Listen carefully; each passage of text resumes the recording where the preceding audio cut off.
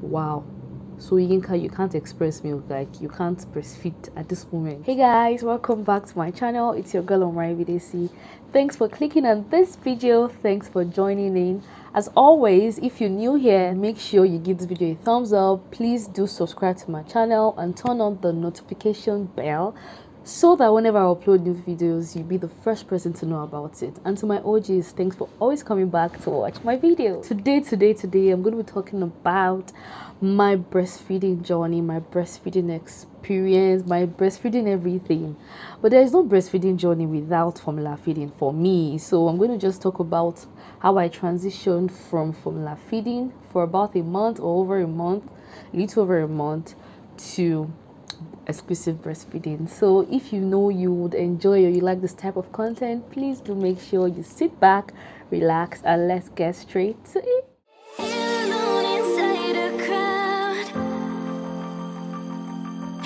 This my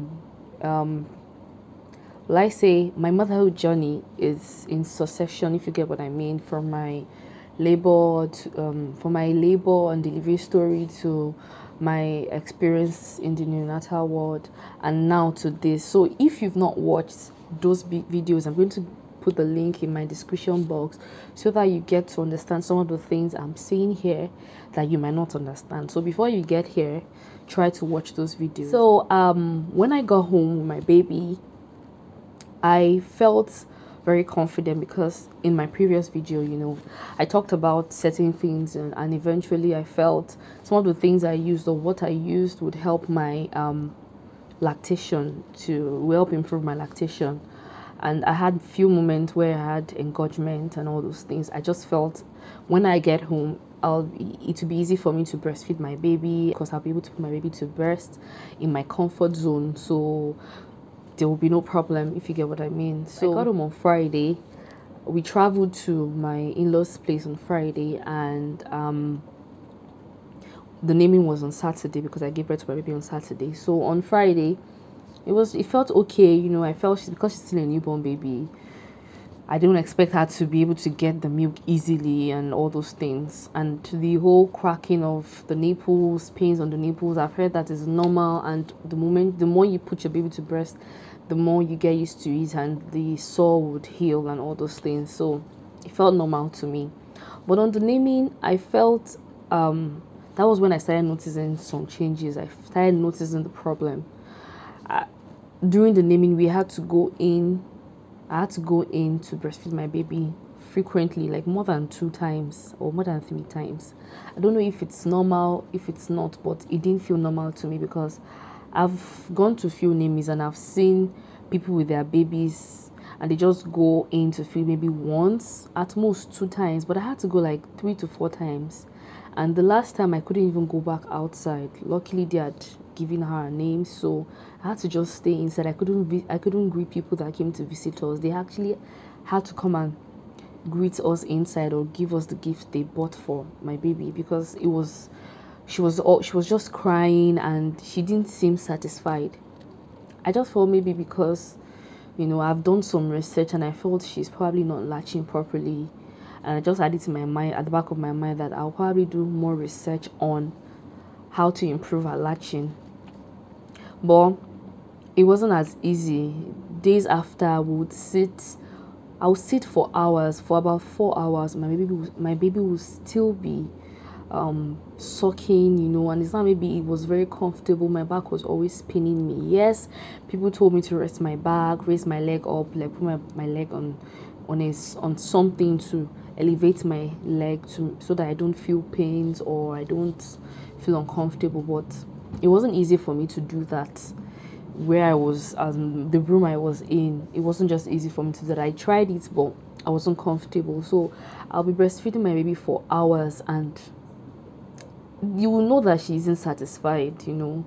Eventually when she manages to sleep in less than 2 hours, sometimes about 30 minutes, sometimes less than an hour, she's awake. And obviously around that time I've not been able to catch some sleep because when she sleeps I either have to take my bath or I have to get something to eat, like it wasn't even easy for me to get something to eat because I didn't really have appetite for food.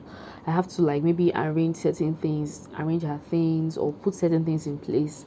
And the moment I try to lay down and get some sleep, she's awake. So around that time, every time she wakes up, I'm always just jumping. I'm always just scared because I'm like, how long is this feeding session going to take? How long? I was I wasn't looking forward to it, truthfully, and it went on. It kept on going on like that. I spoke to a couple of people, and a few of them just told me that it's going to get better. That I should, I should take a lot of pap. I should take this. I should take that. That eventually my lactation would improve. Well, I didn't want to accept that it was my lactation that had an issue. I had issues with lactating. Even though I felt it's possible, I knew because of the few research I had done that lactation problem might be due to her poor latching, because everywhere I went online, what they kept on talking about is improper latching. Your baby is still a newborn and your baby is adapting to is also a learning process for your baby as it is for you. So it's not all babies that will just get it instantly. Some might be lucky, some might not, especially for me, who, if you watch my previous video, I didn't take my baby home immediately, so she didn't get that opportunity to breastfeed directly in the first few days with her, or in the first few days of her life. So it kept on going on like that, and I just told my husband that I need to know how much milk I'm expressing, how much milk is even coming out, so that I don't just suffer this innocent child. He came over and he brought breast pump, electric breast pump, double one, and I tried to pump, and I realized that after the first pumping session, which is for 30 minutes, I could barely pump out 30 mils. It was less than about 10 to 15 or 20 mils. I'm not really sure. It was really small. And at that time, I think my baby was taking it up to, I think, 60 mils or so. I was so sad. Like, wow. So you can't express milk. Like, you can't breastfeed at this moment. And I remember questioning myself and saying, really, nothing really prepares you for motherhood. No matter how you do your research, no matter how much videos you watch, you still get that shock, that that thing that you just did not see coming, no matter how you plan and prepare. And I just had moments where I would just be crying that, what am I going to do? Am I going to give this baby formula? Like, I don't want to give her formula, although I had formula with me, but it was for a reason, not like I planned on having the formula with me. So I didn't even remember that I had formula. I was even thinking we would have to buy eventually, if we eventually have to give her. So it kept on going on that way. But when my husband came, I kind of felt a bit relieved that, okay, at least he has bought certain things I need. He bought a big bottle. I could use water bottle that I could use to take a lot of water, and later went to the store with my mother-in-law to get some things, cookies, things I could just spend the time I get back to Lagos to buy the lactation supplement I wanted to buy. I already had one that I said I got from the hospital, so I just felt, let's see how it goes. So the day he came and I tried to express and it didn't work, like not much came out. The moment she woke up and she was really crying and I knew there was nothing in my breast, I just knew that my mother-in-law just said, see, just give this baby formula and you work on your lactation.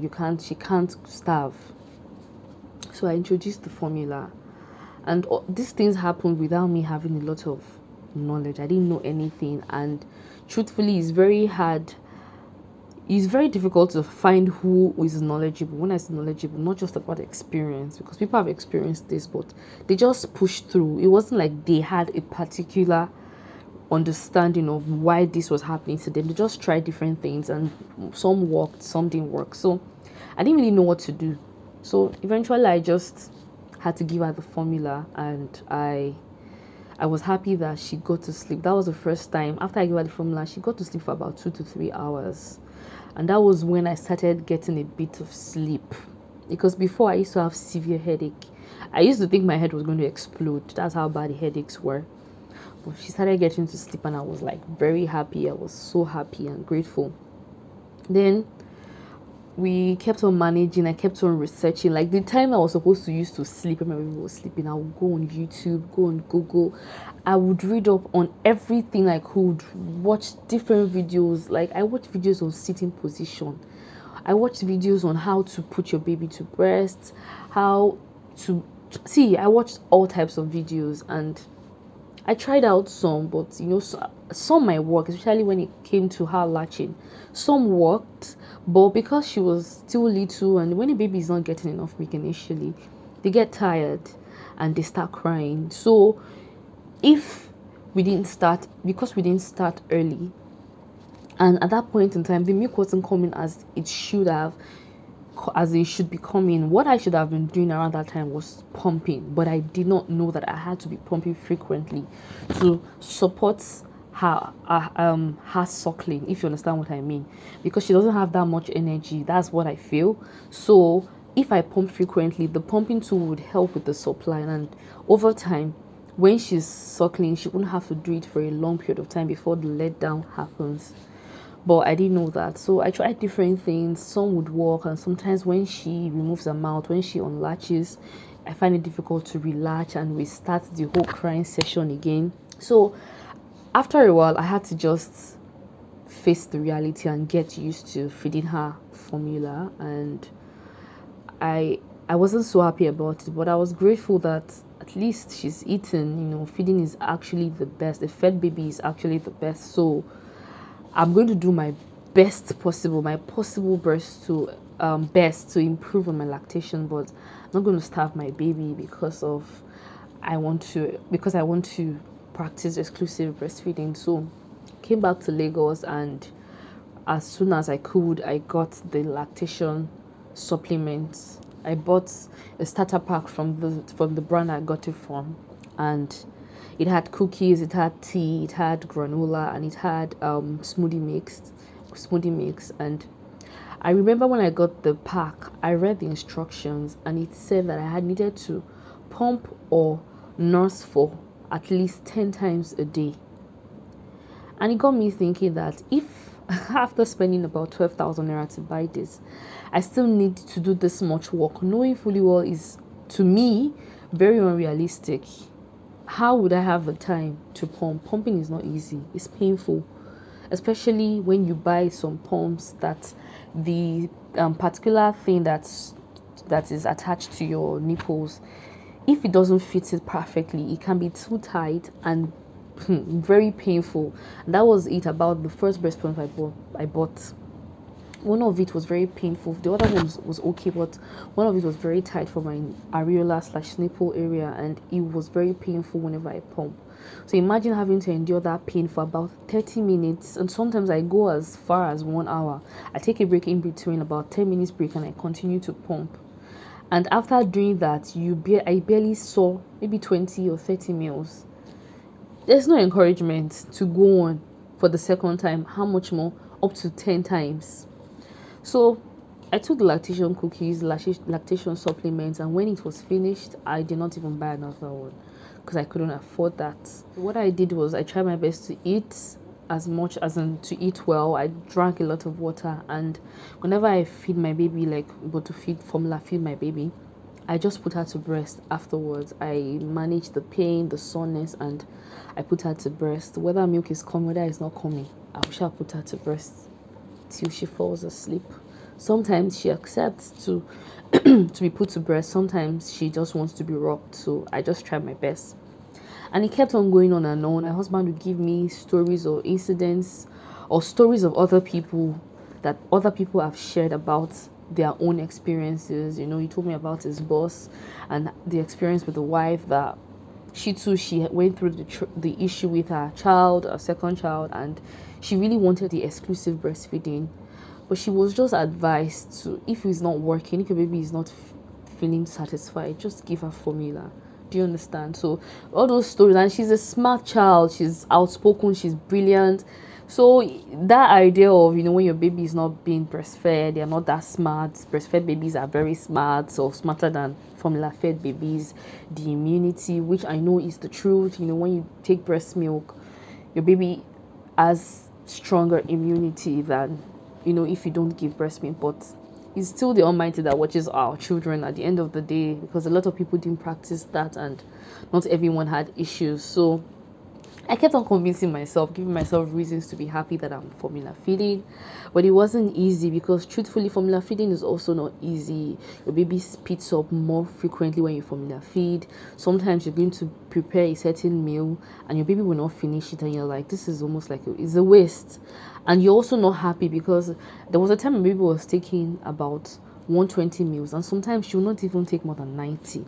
And that's the next stage I want to talk about. So my baby stopped taking the amount of milk she used to take. So she used to take 120 at some point in time, and next thing my baby started taking 90 meals, and I was really, really worried. I was so worried, but I was like, at least she's still taking something. I didn't allow the worry sink too deep. So I just kept on feeding her, and we're living our life normally. We're getting used to the routine. It wasn't easy, like I said, because of the spit up and other things that comes with formula feeding. But the father is also very expensive. But I kept on going, and suddenly my baby reduced from that 90 meals. Feeding reduced to, like, sometimes she would take 60 meals, sometimes she would take 70, sometimes she would not even finish that 60. That was where my worry increased. I struggled with feeding her around that time. And even the 60 meals she manages to take, you will know that it's like force. It's like you're forcing her to take it. And it's not even good to force a baby to feed, because of reflux and other things that can happen. The whole formula feeding thing happened around May. Yes, from May up until June. On the 17th of June, I went for my postnatal. And even though the postnatal is for me, just to check if I'm, it's just a normal checkup to know how you're doing, check your vitals, and just tell you that, okay, you're good, you're fine. But I paid attention to what the nurses were saying to other mothers. I remember the nurse was talking to a mother that her baby was looking malnourished. The baby was about the same age as my baby. And she was like, what's going on? Is she not breastfeeding? How is she feeding the baby? And she was like, she's not expressing enough milk. So she told her that, see, there are ways you can go about this, that she doesn't really believe in people not being able to express milk. Very insensitive to say, but I tried my best to just pay attention to her. And I got some of the things she said, which was, I remembered she talked about how to express with the hand. She specifically said that you have to express using the areola, pressing the areola, not the whole of the breast. And I took that to my mind that, okay, let me just try that. And I made sure I went to see my doctor. That's the gynecologist that handled me throughout my pregnancy till I gave birth. And I expressed myself. I told him all the things I was going through. And I remember when he was like, this your baby is doing fine. She's beautiful. She has beautiful hair. She's healthy. So what are you worried about? And I told him that I don't know why I'm having issues with my breastfeeding. And truthfully, I wouldn't have worried so much if she was taking this formula. But she's not more taking this formula, and I don't know why. Then he said a lot of things about how I shouldn't have even started feeding her formula. I should try my best to. It's still possible to continue the breastfeeding. I should make sure I put her to breast. Whenever she manages to sleep, I should make sure I express in my hand or with a breast pump, just for the midnight. One thing about breastfeeding is you have to breastfeed on demand. If your baby wants to suck every other minute, just try and keep doing it. Over time, your baby will get used to suckling your breast, and it will not become difficult anymore. Your lactation would improve. And I was like, okay, no problem. Now I remember the first hospital visit I went for. I went to the hospital where they were supposed to check her. She was in the neonatal ward, so I needed to take her to that hospital for a checkup for her. And I remember when I spoke to the doctor about my experience, her advice was not nice. She was like, I wasn't doing the right thing. My sitting position was not right. That I should sit well and She smacked my baby, made her open her mouth, and she cried. She cried a lot. And when she cried, it still did not work. She said that my baby needs to sit on my lap. How can you say my baby should sit on my lap? She said that she sit on my lap. A small baby sitting to breastfeed. I've seen cradle styles with baby on your chest, but I've not seen baby sitting on the lap. And after smacking her to open her mouth, she was just crying. She didn't even suck the breast at the end of the day. She was very fussy that day that I just could not even breastfeed her that day. And that's to show that it's not even all doctors that know what they're saying. Truthfully, some of them don't even know about this lactation. Because we have lactation consultants, although it's not really a common practice in Nigeria, but abroad there are lots of lactation consultants. Like, it's a normal thing abroad. If it's not a lactation consultant, you have the midwife that would assist you with your lactation and help you with your concerns. But it's not the case here. But I doesn't dare to just go back before I forget to talk about that. So now the current one was when my doctor gave me all those advices, and I was like, see, Yinka, you have no choice. This time around, you need to do this because your baby doesn't seem to be interested in taking formula. So you need to just trust me, it's not even just the bottle feeding. I tried to feed her with spoon, and it was still a problem. Like with a cup and spoon, it was still a problem. So, and I wasn't ready to start looking for other formulas. I was like, let me just try to work on this my lactation again. Let me try this method. And to me, it seemed like it was the only option I had. So getting back home, it was another scary moment for me because I'm back to square one, where I had to sit down for a period of time and breastfeeding, and I don't know if my baby was getting enough milk. But I tried, and I kept on breastfeeding her. She would sleep for 15 minutes, and immediately she sleeps, I just go and get a cup, express using the method that nurse taught us. I express to the cup, put it in the fridge, as little, no matter how little it was, I didn't even care. Then I would try and catch, even if it's 10 minutes sleep. The moment my baby wakes up and she starts crying, I just put her to breast, and we continued that way. We had moments where she would still be crying, and I would call my doctor. My doctor would tell me, don't, because of that, stop breastfeeding her, keep breastfeeding her. And I would even argue with my husband that, see, we need to look for a lactation consultant. Like, let me know that I have crossed all my I've dotted all my I's and crossed all my T's. Let me know that I've done all the things I could have done. He told me that I should give it a while. Let me just give it like a couple of weeks, like 1 week, and see how it goes before we pay a lot of money to a lactation consultant. So I tried it, and I also supplemented with a breast pump. I had to get another breast pump that was comfortable for me. I took like granolas, I took oats, I took Pepsi, I took everything takeable. I tried my best to make sure I ate well and drank a lot of water. And whenever she was sleeping, I tried to pump at least once a day, and sometimes I pump close to like 2, 3, or 4 times. Sometimes I use the breast pump maybe twice, and the other times I just express with my hand. And in about 2 weeks, I started feeling my breast was getting fuller and harder. I didn't believe it. Like, I was like, wow, Yinka, is this real? I would sleep and wake up and my breast would be hard. Hey, I was so happy. And I thought, okay, since this is working, and it's like this is going to be possible eventually. Before I started having fuller breast, I still tried to express for my husband to feed my baby in the middle of the night so that I can get some sleep. But I noticed that she was also still struggling with that, but we still tried to do that. The little I expressed, just to be able to catch some break, and to take some. Sometimes she doesn't take some, but we tried our best. So the day I felt my breast was getting really full, I remember I pumped, and I was able to get about 100 mils together, like not 100, but all together I was able to get 100 mils, and I was so happy. But as soon as I put it in the fridge and I came to the room to sleep, my baby woke up, and I was like, okay, yay, I have milk for my baby to take. I woke my husband up, and I was like, it's time. I told him it's time for feeding. This madam did not take this milk. Hey, we tried different things.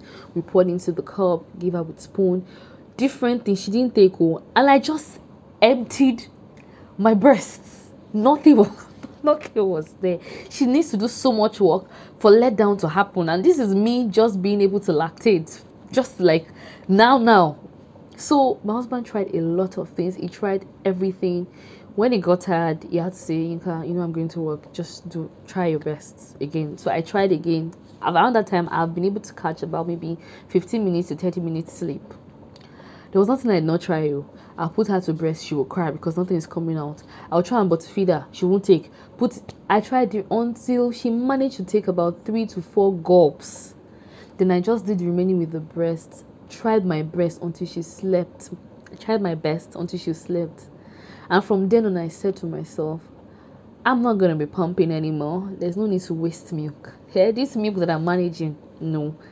I'll manage now that I know that I'm able to lactate and I've been able to have some full breasts. I'll just put her to breast, and that's what I started doing up as in from then on. I can't remember the date, but it was still around towards the end of June. Yeah, around the end of June or beginning of July. That was what I started doing till now. Like, I've never given my baby milk from the cup or bottle or spoon ever since then. I didn't even want to risk it, and that's how my exclusive breastfeeding came to be. Like, I never thought it was possible, but I just didn't give up, and I'm grateful that I was able to exclusively breastfeed my baby, and she was gaining weight and looking beautiful. And it was just I'm so grateful that even though the journey was very, very stressful, very hard, very challenging, I was able to attain what I wanted to, because truthfully, some people don't get that privilege. Eventually, some people get tired, some people have to some people's mental capacity can't really take it. Some people, it still doesn't work regardless of whatever they do. Whether I can't say whether they did it well or they don't do it well. It's not for me to say, but truthfully, it was just a privilege for me to be able to achieve that, and I am grateful to God because I know the benefits of exclusive breastfeeding. That doesn't take away from the fact that formula feeding still has its benefit, which is your baby is eating and she's also getting some nutrients. So the advice I'm going to give any mother out there is just do your best. As long as you're doing your best, whichever one falls on your laps eventually, it's rewarding. It's the reward. If after all your efforts to breastfeed your baby, it's still formula feeding that works for you, trust me, don't let any human make you feel bad. If anybody says, oh yeah, formula feeding, I'm not supposed to exclusively breastfeed, tell the person that's what works for you, and that's that. Don't let anybody make you feel you're doing what is wrong, you're not doing it right. People will tell you you're not taking enough pap. Oh, pap worked for me, this worked for me, that worked for me. Trust me, it worked for them, but you guys are different. That's the reason why they were able to breastfeed, you are not able to. Do they know if you've taken the pap? Do they know how much you've taken? So don't even let anyone let you feel less of a mother or feel bad or sad. Just do your part. As long as you know fully well that you're not being lazy or you're not being nonchalant, as long as you know that you're trying your best for your child. Nobody else can love your child more than you. Do your part and leave the rest to the Almighty. So that's all I have to say. If you enjoyed this video, please make sure you give it a thumbs up, and don't forget to comment below on what you think about my story, and if you have something to share about your experience, please do share in the comment section. And if you've not subscribed, once again, please subscribe to my channel. Till next time, see you later. Bye. To speak